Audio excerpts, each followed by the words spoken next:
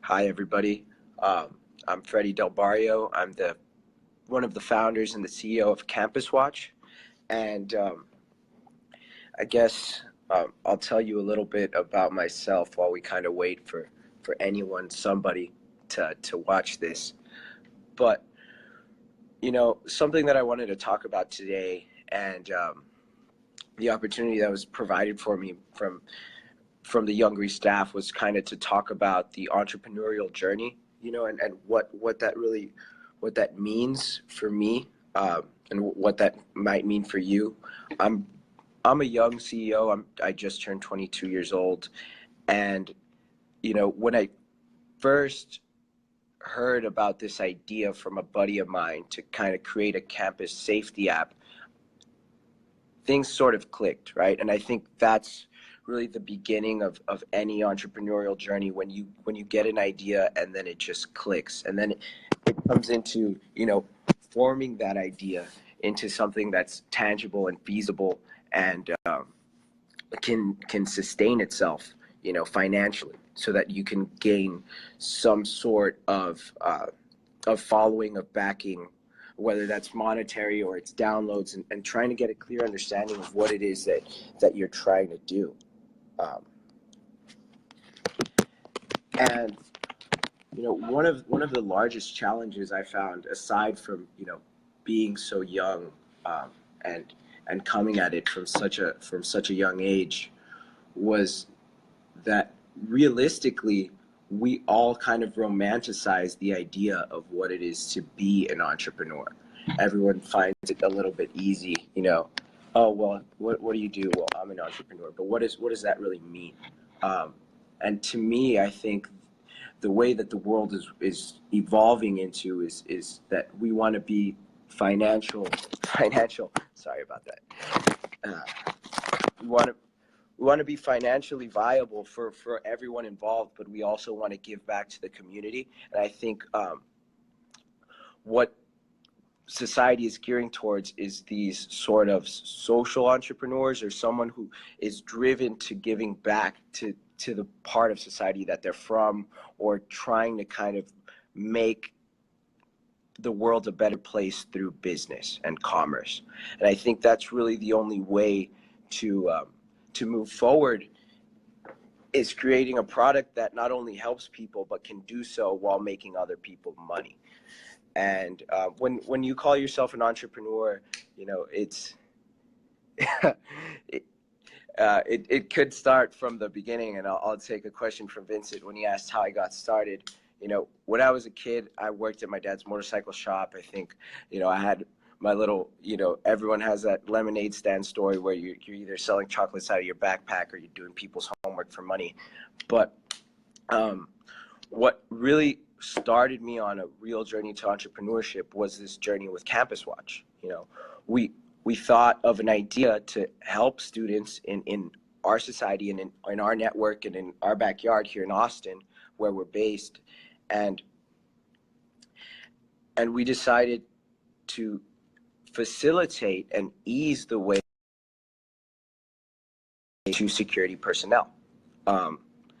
And from there, having so many ideas but not really knowing where to put them on paper. I think a real entrepreneur also has multiple projects that they're working on. So from Campus Watch, we wanted to really create not only we got caught up. That's what I should say. Entrepreneurship and the journey, you might get caught up, especially in your first venture. I sure did. We raised about close to $200,000, and about half of that came within our first month of inception.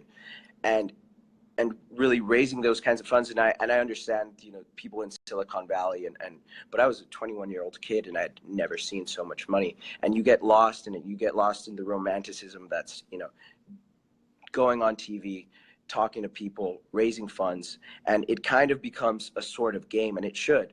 You should want to do it for fun. You should want to do it if it were free.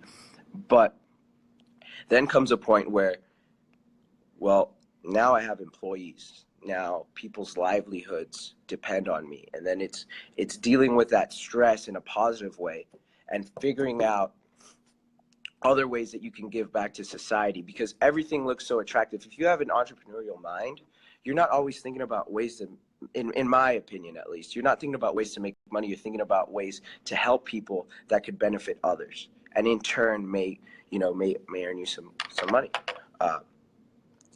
What being an entrepreneur really is about, it's not, you don't wake up every morning and say, well, how do I make this pair of glasses to make me money? It's, well, how can I make a cheaper pair of glasses that's more appealing to the masses, right? So we try and create products to appeal to the masses, and there's so many ways that you can do that you almost, being an entrepreneur, you get also lost in chasing the dragon. You try and find that one thing that's going to make you successful. And, oh, well, my friend's doing this, so I can do that, and I can take on this project and this one and this one. And it came to a point where, I was trying to run a digital design and marketing company. I'm trying to open some health food restaurants here in town. They're franchises. They're called Freshy. Health and fitness is a large part of my lifestyle. And finding the things that you love and incorporating them into your work so that it doesn't feel like work, that's another part of being an entrepreneur. And being able to say no to something. Someone may bring an opportunity across your desk and they may say, you know what, we got to do this. We just need to do A, B, and C, and we're going to make some money. But it's a lot much more complicated than that. And Vanessa, going with your question on tips for raising funds for someone who's never done it before. First, it's coming to realize that you don't know everything, right? It's saying, I don't know everything, but I have this idea, and this is how I'm going to do it. This is who I am, and this is who I've brought on my team, and really exposing yourself to first family and friends, right? That's where it always starts. And if you have a good foundation of family and friends, I think that's important. Even if they can do $5,000, $1,000, you only need to raise $500,000. You get 500 people to give you $1,000. I'm not saying it's easy, but it may be a less formidable task initially, to get those first 10 people. Okay, so you've raised your first 10, and then it grows exponentially onto there. And then for Lorenzo's question about my lack of experience in terms of being a CEO, I wasn't always CEO at this company. I started as an intern, truthfully, and then I kind of saw the vision and the potential that I had for it. And I got together with my now partner and my COO, Paolo Soriano, and we were like, wait, we can take this to the next level. It's not just about campuses anymore. Campus Watch is our first and free product to the students and to the users that we founded ourselves to help. And it'll always be free to students in the Austin area. And it's ready to download now.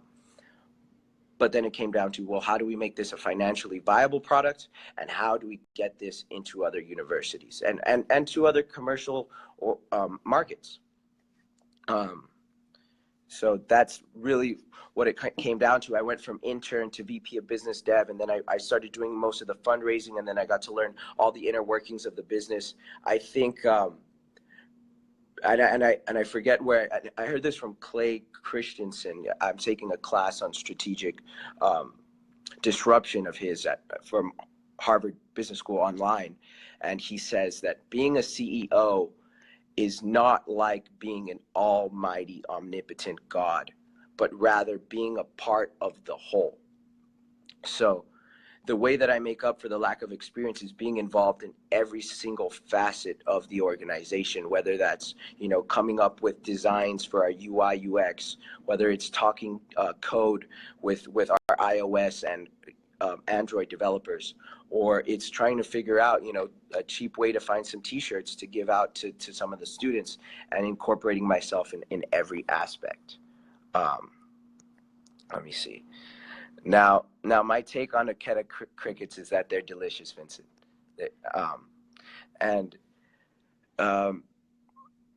One of the members starting a clothing, if you were to start a clothing store from scratch, what would be the 5 steps you take? Well, starting anything from scratch, and I'm sorry, I can't read that full message from Sigma Upsilon Mu. Starting anything from scratch is really having a clear focus of who your customers are, how you're going to attain them, and then what makes you different. I think, and it goes back to one of the top 3 books that I would suggest that anyone read is The Art of War, and it's really knowing your enemy, right? That's one of the largest steps. It's figuring out what your competitors are doing and how to do it better and how to do it so that it's beneficial for yourself. And that would be, one of the top things. Now, Encore, I invested in New Chip. What's my take on the future of equity crowdfunding? And that's something that I was going to bring up with Vanessa's question about, fundraising and never having it done before. We live in a fantastic world where, we can make up a product and put it on Kickstarter and get backers. And now we can do that with financial private equity investment. And you can get behind someone trying to open their local coffee shop, and you can actually own a piece of that business that may seem more attractive than you simply giving, $100 because someone's figured out how to make wireless headphones waterproof and you can take them to space, or for example, anything that you might see today on Kickstarter and Indiegogo. I think the future of equity crowdfunding is that maybe we're going to see some of these venture capital groups start to dip off, because when you're able to raise from the crowd, and when we're in this ever interconnected world that people are allowed to see and get that kind of deal flow, whether that's large or small investors, I think that's a lot more attractive. And then you're able to see more and more people become a part of a company and get behind it, and then that becomes easier. I think equity crowdfunding is going to become the stepping stone for a Series A or Series B round, and it could still effectively raise all the money that a company may possibly need. Yeah, if I could start my next business anywhere, I would say it would have to be here in Austin. I know that we're kind of in a lacking in comparison to some of these larger cities like Chicago and New York, and any city, San Francisco and the Silicon Valley, where there's money, right? It's hard to raise funds here. I'm speaking from experience, of course, and but the way that this city is growing, the kind of people that you'll meet, this wonderful incubator that I need to give a shout out to, Capital Factory, who have helped us along the way, who found our product and who believed in us from the very beginning, before we really had an MVP done, before we really had a clear understanding of what our roles are and what our future was. There's a tremendous amount of opportunity for growth here, and it would have to be Austin. And I think Austin is such a thriving entrepreneurship hub, because of the way that the city is set up, to where there's tens of thousands of students here. There's name brand technology companies coming in every single day. There's more startups here than San Francisco, I believe that I read that. And not only is it a fantastic place to live, and of course I have a bias, I've lived here for 4 years, and I went to UT, the Red McComb School of Business, but the kind of environment, and it's almost like it's like a little close-knit family here in Austin, where we don't want people to come in and move here, but once they do, they're still part of the experience. And I think that the growing technological capital that is Austin, and what it's becoming, is just setting a foundation for new innovations, for great thinkers, for technological minds. One thing I wish I knew when I started my company was how important the fundamentals are. Like I said, you raise a lot of money and you're putting out marketing and branding materials, and you're doing interviews, and you're getting downloads, and you're talking to people, and you're meeting new people, you're building out your advisory board. But then it's like, wait, all right, well, let's get out W-2s, or let's figure out what our taxes are going to be. Well, how are we going to pay people properly what, like those basic fundamentals that you are taught in school, but they're easy. It's easy to lose sight of the fundamentals when you get caught. You don't want to get lost in the sauce. And if people want to help and follow the movement with Campus Watch and New Chip, really Campus Watch right now, I would say that we're in a very early stage where we launched and dropped geofences around all the universities here in Austin. So if you're a local Austin student, whether that's UT or St. Edwards or Hudson Tillotson or ACC, you can download the application and you can use it, and it's there for your safety. We have a tip map. We try and crowdsource safety information. You can hold down a distress button and it'll send an updated version of your location every 30 seconds of your triangulated location to emergency personnel. You can send talk, text, or video chat to that. But really, we're kind of in a pivoting stage for the company. That model, that free model, is not going to be viable. And it goes back to something I was talking about earlier when you want to create something that's beneficial to society, but also we have a fiduciary obligation to most of our investors to provide them with some sort of return. And luckily, we have a product that's scalable to different markets. But if you're a student in the Austin area, just give us a download and check it out. And I think, having that sort of pocket protector, we lose sight of, we live in an ever increasing dangerous world. And I'm not here to spread fear, because that's the last thing I want to do. But I think that technology has advanced more than traditional methods of safety. And when it comes down to New Chip, well, we've launched on the App Store. We're sort of in beta right now.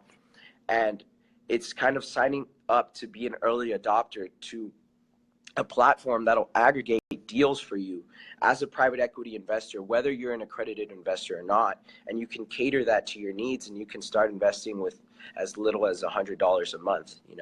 You don't need a $10,000 E-Trade account anymore to invest. And to own a piece of a company that you can effectively, actively be involved in, or own a piece of a company that's a walk down the street. And I think that's really important. The term Youngry, to me, aside from what it really means, young and hungry, it means that you have a sort of ambition that you're willing to chase, right? You have an ambition, but you're also willing to take action on it. Because I have so many friends who are like, well, how'd you do it? I'm like, truthfully, I haven't done anything. I haven't done anything until I help, until I really see everything come to fruition, until everyone is satisfied. That not only being my staff members, because they're happy in their position, but that being local students who use our software, and our investors. Any books for early stage entrepreneurs? Anything by Clay Christensen, and he's a professor at Harvard right now, I would recommend. And I can't name the books off the top of my head. The Art of War by Sun Tzu is a good book. The 5-Hour Work Week, that's a good book. And it's really learning that being an entrepreneur is attractive, and you get to work. You get to fix your own hours, and you can wake up at noon. But here's the thing, and here's another thing that I had read, is that, being an entrepreneur, you set your own hours, as long as that's 6 a.m. to 12 a.m., 7 days a week.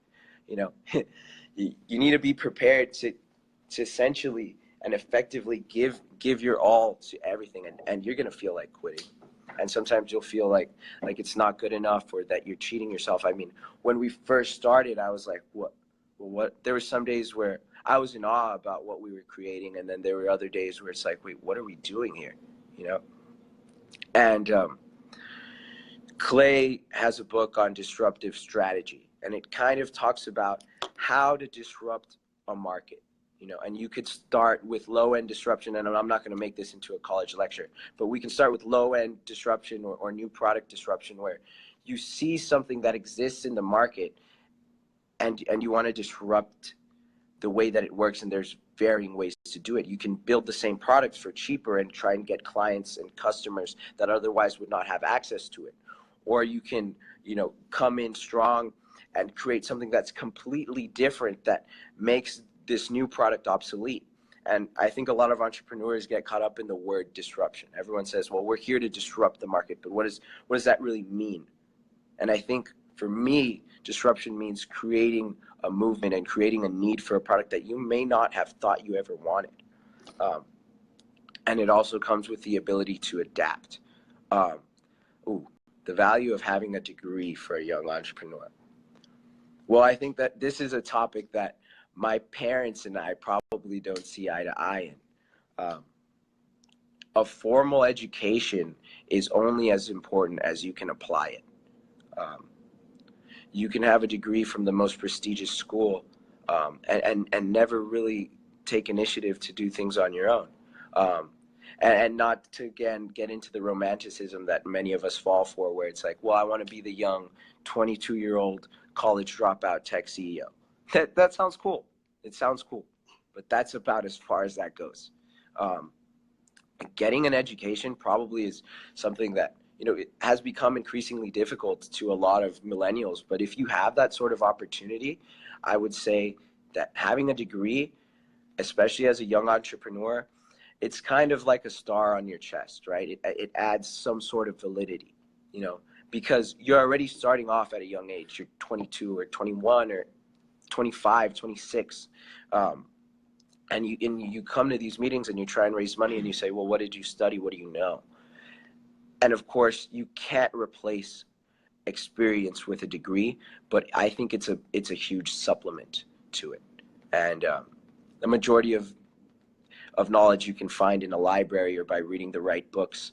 But there's something that comes from having a degree and seeing that you persevered for years through an education to attain something. But it's if you know what you want to do with that degree. If you're getting a degree just to pass the time and like, oh, well, my parents are paying for this, why not? I don't really know what I want to do in my life. Well, maybe you should, take a step back and figure out, what it is that you want to do. And if you are serious about being an entrepreneur, finding the right people and sources in order to take that to the next level. Personally, would I say that a degree in my position is an absolute necessity? Nobody has ever asked me if I have a degree. It comes to a point where you speak for yourself, whether that's your business acumen or your experience or your ability to talk to people and for them to relate to you. We've had meetings with venture capital firms. We've had meetings with Harvard MBA graduates, with the Department of Defense, with creators of their own software companies, and people twice my age or 3 times my age, 10 times the experience, and not one of them has ever asked me, well, let me see your degree. And a degree is a stepping stone. It's important. I learned a lot. I think I learned more in my social entrepreneurship course, my last semester at UT, and especially these past 6 months of jumping into a technology company, raising funds, hiring employees, building out a product, finding out a branding strategy, finding our brand identity, setting up vision and scope, than I did in 3.5 years at UT. And that's not to speak ill on getting an education, of course. But if you're an entrepreneur and you have the ability to go out there and just do it, I'm not saying to throw your life away, but it requires that sort of commitment and that kind of jump. And you're going to question yourself and you're going to be full of doubt. But ultimately, we do this for the greater good, not necessarily for self-benefit. If you're doing it to make some money, go get your degree and go get a job and work for someone else and make them money and make you money and be safe. But if you want to be a young entrepreneur and you want to get ahead of the curve, you're gonna have to bite that bullet, and you're gonna have to say, well, is the amount of time that I'm devoting to my degree 12 to 24 hours a week? If you're at a full-time schedule, you're taking 12 to 15 hours on top of studying, on top of homework, and you think to yourself, well, how can I maximize my time even better? And is this time doing for me what I want it to, or what I think it could do if I was out there making the right connections or networking or finding the right people to purchase our product or doing market analysis research? And when that answer is no, I think that it's important for any entrepreneur, especially the young ones, to think, well, is this degree going to serve me in the same way that it would someone who wants to go to medical school? And maybe that's not the case. And the funny thing is that, you know, actually taking charge and having to hire people, there's a lot of things that I don't know, you know, and that's easy to admit, especially when you're an entrepreneur. You have to face the fact that you don't know everything, and it's okay to ask for help. And once you face that sort of reality and you find the right people, whether that's in the form of mentors or advisors or employees or family members, you'd be surprised that you can go to those people and attain that sort of knowledge that you would have gotten in a formal education by simply having a conversation. And you'll be surprised the amount of people that want to have a conversation with you because they believe in what you're doing. Creating something, you know, is a lot more about whether or not you're benefiting others. And I know I keep going back to this. Whether or not you're benefiting others than it is you're benefiting yourself. And I think that a lot of people can get behind that sort of idea. For, you know, no one really brings my age up to an issue as an issue. 2 weeks ago, I had a meeting with one of the venture partners at Austin Seed Ventures. Right, we're still doing our seed round, and we're looking to bring on some venture capitalist funds. And you know, we were talking to him about our product and where we were and what we have planned for the future. And he said to me and my partner Paulo, he was like, "Wait, hold on, how old are you guys?" And you know, I hadn't turned 22 just yet. I turned 22 last Friday, and Paulo's 25, and he's like, "Wait, have you guys stopped to think about, you know, where you came from and how impressive this is?" And it's like, well, you know, sometimes you need to give yourself those small victories and look back and be like, wow, what we're doing is good. But when it really comes down to it, when I think about the process of being an entrepreneur, you're always learning. You know, me 6 months ago, I almost consider myself a different person sitting here today than the person 6 months ago with an idea with a bunch of friends. And I think that's a part of being an entrepreneur, being able to adapt and pivot and see where the market is and see where the opportunities are, and saying no to the right people and reaching out to the right people and asking the right questions, getting the answers back, and then putting them to work. And it looks like we're pretty close on time. It's getting pretty close to 2:30. But if there's one thing that I could kind of finish off on, is that no matter how hard it gets, and again, to get cliche on y'all, and I apologize, no matter how hard it gets, if you truly believe in something, and that's something that you'll know, because I couldn't ethically keep raising money for something I did not believe in. You can't attach your name to something that you don't believe in. But if it ever comes to a point where you question yourself and saying, well, should I do this? Am I doing the right thing? Should I go get that job? You know, should I talk to, you know, X and Y's friend about working at their company? I'm going to be better compensated. Yeah, you will. But it'll also be safe. And then you're going to fill yourself with the doubt and what if. And as long as you can, I would say keep going. Because you'd be surprised how many successful people and companies have had to pivot and had to restart and had to do things again. And it's a part of learning. You have only failed if you have not learned anything. So even my failures, if I learn something, I don't consider that a failure, because that's only going to further benefit me on my ventures to come. And if you call yourself an entrepreneur, then you have to understand that there are hardships and that you're going to have to do the dirty work and research, and it's not going to be easy, but you have to be willing to do every facet of your business and learn and keep working and keep learning. And the day that stops being attractive for you, the day that you question whether you should do it, persevere in yourself to see if you can handle it.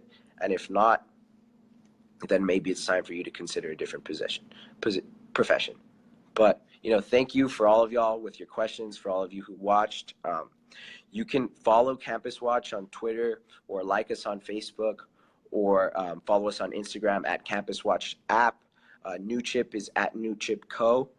But thank you. It was a pleasure having me. Thank you for having me on board. It was my pleasure. You guys have a good one.